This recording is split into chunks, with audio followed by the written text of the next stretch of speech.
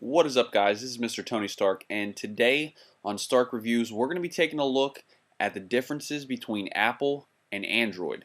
Now, being an Apple fanboy, and I basically use, at a Mac and an iPhone and pretty much everything Apple, I'm going to try to be as unbiased as I possibly can. Now, I think in my past two reviews where I did the iPhone 5 and a look at the iPhone 5 versus the Galaxy S3, I remained pretty unbiased as far as the actual Apple product versus the Android product. I remained pretty neutral and just laid the facts straight. So I'm going to try to do the same thing, with Apple versus Android. Now, the question has been asked ever since Android came out, is it better than Apple iOS? Is the Apple product still supreme? Is it still superior to Android? Now, the fanboys on each side are like, they're hardcore. If you tell an Apple fan that Android's better, he will punch you. No, not always, but you get what I'm saying. There is a hardcore following for each side, the Apple side and the Android side.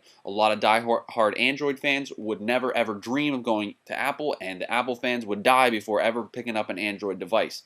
Now, practically, if we were to lay these two together next to each other and look at the pros and the cons, honestly, if you were to just look at it completely unbiased, the only difference in the two that is going to come out is always going to be the fact that Apple's applications are mostly paid applications. That's going to be the biggest thing that people are going to harp on if you're an Android fan. That's going to be the one thing that you're going to be like, why would I have to pay for this application? If I use an Android, I can get it for free.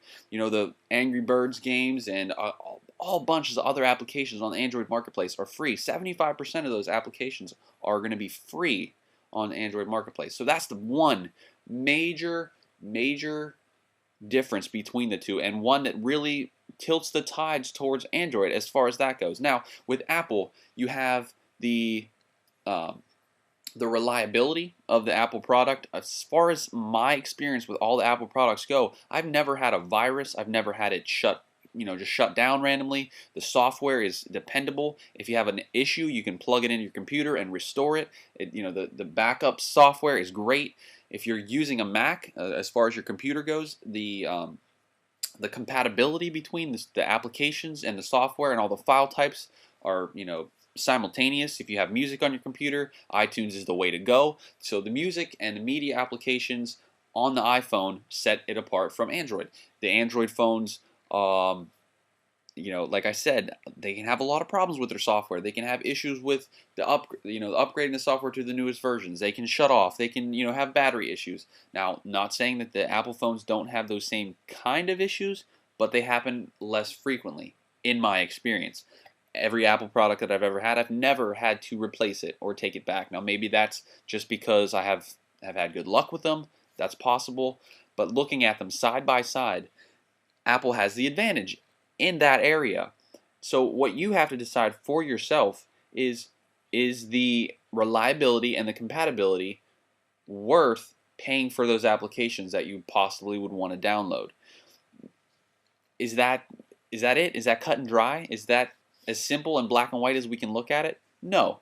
There is plenty of different pros and cons on both sides. But when it comes down to it, what do you like using better? If you're an Android fan and you're only going to use Android, if you pick up an Apple device, you're not going to like it. So there's no point in saying, well, I'll try it out, and if I don't like it, that just means that Android's better. You have to think about it. If you are accustomed to using something, if you're accustomed to using a certain type of product, anything else is going to feel foreign, and it's going to take you a while to change your mind. And it's just not going to happen overnight. So ultimately, what I really wanted to get across here is that if you lay them down next to each other and look at the pros and the cons of each one, they really aren't going to come out on top one way or the other. You're not going to say, well, Apple's better because of this and Android's better because of that. Because every time you say Apple's better because of something, the media or whatever, Android has, well, Android's better because of this, and that outweighs the other reason. You're never going to come out on top as far as an overall experience. Personally, you can have your own opinion, and that's ultimately what I want to get across. There's no point in trying to argue which is better. There really is no point. Absolutely, it's not going to be proven because it all comes down to personal experience. And if you don't agree, then tell me why some of the worst movies ever made are sitting on some people's shelves. Because in a personal experience, everyone can enjoy something for themselves and they can take something out of it. And if you don't agree, then I'm not really sure what planet you're living on, because obviously we all have different opinions. Anyway, I hope that shed a little bit light on the differences between Android and Apple, because honestly, when it comes down to it, there really isn't that many. And I hope that you agree with me. If not, let me know in the comments section below. I'd love to talk it out with you as usual.